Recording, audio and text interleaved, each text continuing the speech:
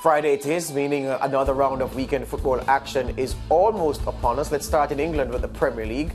These are the matchups this weekend. Liverpool are away at Nottingham Forest. Crystal Palace go to Merseyside to play Everton. Brighton and Hove Albion, they move from south to north to play Manchester City. And Manchester United make the trip to London to play Chelsea on Sunday.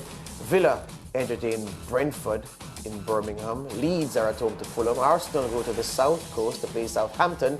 Leicester City are in the Midlands. Well, no, they're in the Black Country to play Wolverhampton Wanderers. Newcastle, they go to North London to play Tottenham Hotspur. And the Monday game sees Bournemouth, the seaside town. That team rather goes to East London to play West Ham. Now, despite an impressive run of form which has seen them losing only one of their last 5 Premier League games, much of the talk around Manchester United has been focused on one issue, one man, Cristiano Ronaldo, and his increasingly peripheral role in the team, which seemed to cause his emotions to get the better of him on Wednesday, the 37-year-old refusing to enter the field as a second-half substitute against Tottenham Hotspur before storming off to the dressing room. All of that before the final whistle had gone. Without him, the team beat Spurs 2-0. In what has been acknowledged as their finest performance of the season. The United manager Erik ten Hag acted decisively though, punishing Ronaldo by banishing him from the squad for Saturday's Premier League trip away to Chelsea. Ten Hag held court at his press conference earlier today and he was asked about the Ronaldo situation. Talking about Ronaldo, how do you manage this? Because you can't be certain this is not going to happen again. How we did look at this, like I'm here the manager. I'm responsible for the top sport culture here, and I have to set standards and values, and I have to control them. And we are in a team, and in a team we have standards, we have values, and I have to control it. And so after Rayo Vallecano, I thought it's unacceptable, but he wasn't the only one, but that is for everyone. So when it's the second time, that will have consequences. That is now what we did, and so we miss him tomorrow, and that is a miss for us, for the squad. It's a miss, but I think it's important for the attitude, for the mentality from the group. And now we have to focus on Chelsea, and that is the most important. Leighton, Ten Hag, well done or underdone? Or overdone? Well done. Well done. And here's why. Cristiano Ronaldo will go down in history as perhaps the greatest striker in the game. In fact, he probably is. I mean, the stats back up everything. Thing is that no single player is bigger than the game, no single player is bigger than the club, no single player has the right to disrespect an entire team. You see, look, here's the thing.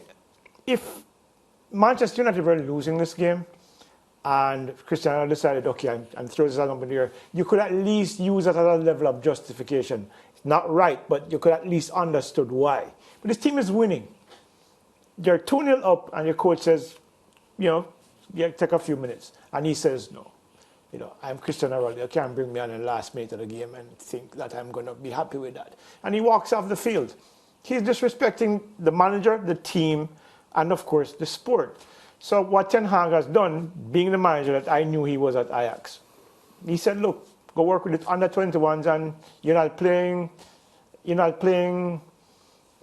for the thing that you play with under 21s until they stop acting like a petulant child. He released a statement, Ronaldo, that is on Instagram, I think it was, trying to somehow ameliorate the situation. Still, it's wrong, and it's after the fact. And that, for me, he goes a notch down. I heard a couple of past players saying that Manchester United have disrespected Cristiano Ronaldo. How? He's 37 years old. He's not the player he used to be. And the man in charge of the team says, okay, right now in this game, you won't necessarily play a role wherein, the team is in a position to good enough to win. And they won. So what's the problem? He's a part of the team. Let's look at the statement that you referenced about the Instagram statement he pushed out. As I've always done throughout my career, I try to live and play respectfully towards my colleagues, my adversaries, and my coaches. That hasn't changed. I haven't changed. I'm the same person and the same professional that I've been for the last 20 years playing elite football, and respect has always played a very important role in my decision-making process. I started very young. The older and most experienced players' examples were always very important to me. Therefore, later on, I've always tried to set the example myself for the youngsters that grew in all the teams that I've represented. Unfortunately, that's not always possible, and sometimes the heat of the moment gets the best of us. Right now, I just feel that I have to keep working hard in Carrington, support my teammates, and be ready for everything in any given game. Giving in to the pressure is not an option. It never was. This is Manchester United, and united we must stand. Soon, we'll be together again. That wasn't an apology.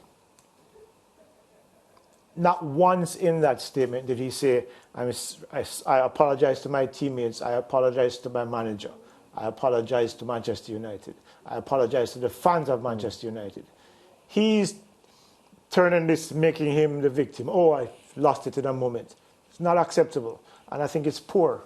And I think, look, egos are a big part of sport. It's the reason why some athletes excel at the very highest level. It's about the belief in self, but it cannot get to the point where you think you're bigger than any of the dynamic within which you play. And I think it's poor. And I think Ten Hag did the right thing. So let's look at the statement once again. So he says, I haven't changed. I'm the same person and the same professional that I've been for the last 20 years. I started very young. The older and most experienced players' examples are always very important to me, and I've always tried to set the example myself for the youngsters. Unfortunately, that's not always possible. Sometimes the heat of the moment gets the best of us. Giving in to the pressure is not an option. It never was. This is Manchester United. So you are correct. This is not an apology. This is what in law they call an apologia. We've spoken about that on the SportsMax zone already. And if there's one thing we want you to get from us, it's to learn a new term. An apologia is a written defense of one's actions, and that's exactly what that statement was. It told us why he walked off the field, why he left in a huff, and it sought to background it because of how he has been forged, because he says, I've been the same, and I'm that kind of guy, and I won't change, and I'm not doing anything different from how I've been acting. The thing is this, I remember, oh, by the way, Sir Alex Ferguson took charge of Manchester United in 1986 after the World Cup, where he had gone with Scotland after Jock Stein had died suddenly. In the history of Manchester United from the Fergie time, from 86 till now, no player has ever done this. Exactly. No player has ever done this. The closest someone came to doing this for Manchester United is it was ahead of a League Cup tie. I think they were playing Middlesbrough, and they were boarding the bus for the drive to the Riverside Stadium, and Paul Scholes realized that he wasn't in the starting 11, and he refused to board the bus. I think Ferguson must have suspended him for about 3 weeks and fined him about 2 months' wages. And he never did that again. Scholes has spoken about that episode. He's written about it in his column, and he's spoken about it. And he said that was the closest he ever came to rebelling. And people were surprised because they were saying, well, there are so many hotheads in the team. And for Scholes, the most docile of all, to have done that, to try to cross the manager that way. The point I'm making by referencing Scholes is that Scholes went further than anybody had gone before, than anybody had gone since. Ronaldo, of course, in his own way, has gone beyond everything else anybody has done. You refuse to enter the field as a substitute. That alone is 2 months' wages. Then you leave before the game is finished. That's another 2 months' wages. And then you walk out of the stadium, right? You get dressed and you leave. You don't care about anything.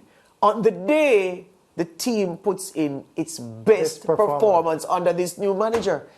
It is, look, I've loved Ronaldo from the very first time he set foot at Manchester United. I've loved Ronaldo from he was at Sporting Lisbon for the 13 games he played for them, because I knew about him then. And I've always been his defender. And I've gone to war with people over CR7, and I've been asking people to respect the man's record, because you tell me which 37-year-old in the history of football he is inferior to, and then I will stop supporting him. He's inferior to nobody. He's superior to everybody else. But everything has a limit. And you can't, as a 37-year-old professional, be allowing yourself to be hostage to the heat of the moment. Leighton, that's something your son, how old is your son? Your small son? 10. That's something your 10-year-old son does in the heat of the moment. That's something my 11-year-old daughter does in the heat of the moment. That's something Anthony at 21, I can allow him that. Maybe even Rashford at 24. Well, no, I'm not allowing a 24-year-old a heat of the moment thing.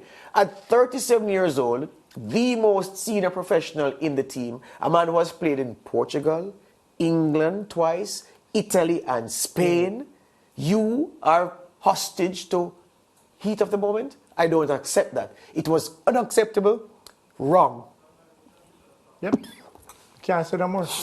It's dreadful behavior. All right.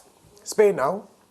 Leighton? Now, let's switch to Spain, of course, the La Liga, and preview the games for the fixtures this weekend. Rayo Vallecano will take on, they will host Cadiz. Real Valladolid will take on Real Sociedad, while Mallorca will travel to Valencia. League leaders Real Madrid will take on Sevilla at the Santiago Bernabeu. Espanyol will host Elche. Atletico Madrid will travel to Real Betis. Girona will take on Osasuna, and Villarreal, still smarting from their 3-0 away defeat to Barcelona in midweek, will host Almeria. Atletico Bilbao will travel to the Camp Nou, and Celta Vigo will take on Getafe.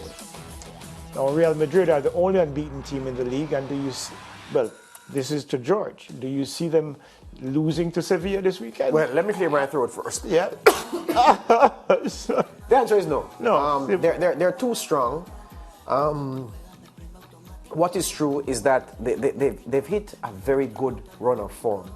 We saw them draw in the Champions League, but that was because Ancelotti fielded a weakened team. Look at their statistics. 10 games played, 9 wins, 1 draw. 25 goals for, 8 against. This is a team that is a machine. Teams are like this. I mean, Liverpool, the fans would say that they are still there. We know that they aren't quite there. There was a time when they could turn it up, turn it on, turn it down, turn it sideways. They could do whatever they want. Real Madrid are in that moment right now, and it will take something catastrophic. Their top players will have to come from the World Cup injured or maimed, Leighton, for them to lose this La Liga, and I expect them to go very far in the Champions League. Yeah, of course, and Sevilla comes in with very spotted form. A couple of draws, a loss and a win. They're not coming into this with a lot of confidence as well, notwithstanding their performance in the Europa League. Yeah, they don't have goal scorers. The result that they had last time out, they played Valencia. It was Eric Lamela coming off the bench to give them that equalizer.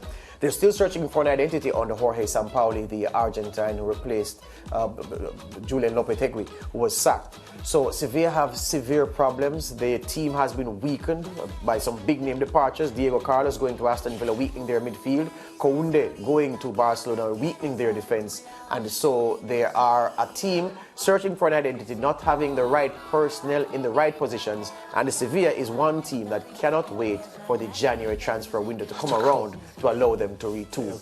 So yeah, it would be a very much of a surprise if Sevilla gets anything against the boys from Madrid. My feelings are similar. Of course, remember the SportsMax zone is the home of La Liga, and of course you can watch the best of the matches here, broadcast live this weekend. Of course, we take a break and come back with more here on SportsMax.